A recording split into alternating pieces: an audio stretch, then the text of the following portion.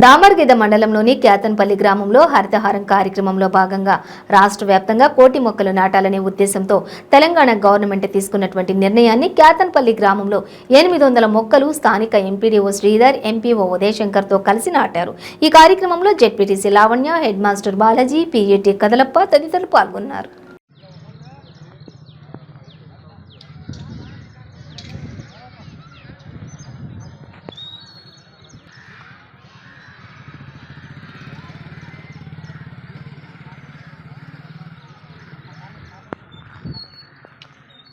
దామర్గిద్ద మండలం నుంచి MPDO incharge తీసుకున్నాను.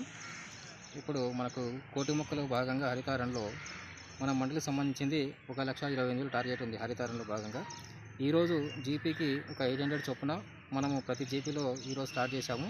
దీనిలో భాగంగా ఈరోజు క్యాతన్పల్లి జీపీలో మన హై స్కూల్ దగ్గర ఈ 800 ప్లాంటేషన్ ఈరోజు స్టార్ట్ చేశాము.